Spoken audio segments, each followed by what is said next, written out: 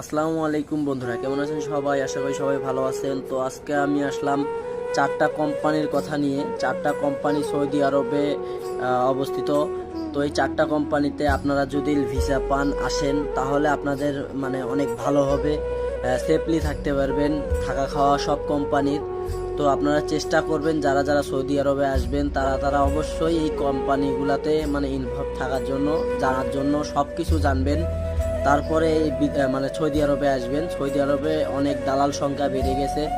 তো সবার উদ্দেশ্যে একটা কথা বলি যে সবাই আসবেন, দেখে শুনে আসবেন, খুব রিল্যাক্সে আসবেন, কিন্তু দেখে শুনে সব কিছু দেখে শুনে আসবেন। তো ফার্স্ট অফ অল একটাই কোম্পানি বলি, সেটা হলো আরামকো।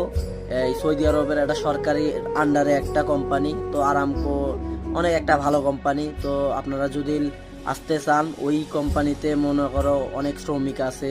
তো ওই কোম্পানিতে আসলে আপনারা থাকা খাওয়া সব কোম্পানির আপনারা ভালোভাবে থাকতে পারবেন। দুই আছে আলমারাই ফ্যাক্টরি কোম্পানি, অনেক ওয়ার্কার আছে, অনেক ভালো কোম্পানিটা। আপনারা নিশ্চিন্তে আসতে পারবেন এবং ভিসা আপনারা চেকিং দিবেন, তারপরে আগে সঠিক ভিসা কি না এটা আগে দেখবেন, তারপরে আসবেন।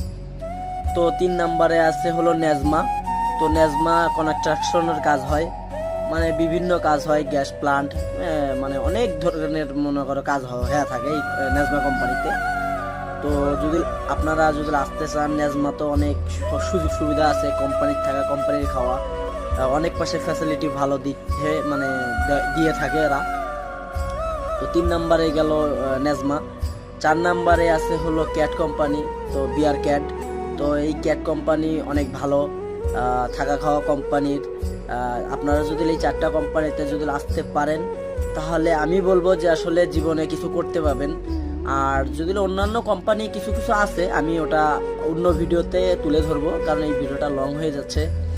তো একটাই কথা বলি যে আপনারা সৌদি আরবে আসবেন, খুব দেখে শুনে আসবেন, রিল্যাক্সে আসবেন, অত কাপ ধাপ বা তাড়াহুড়া করার কোনো দরকার নাই।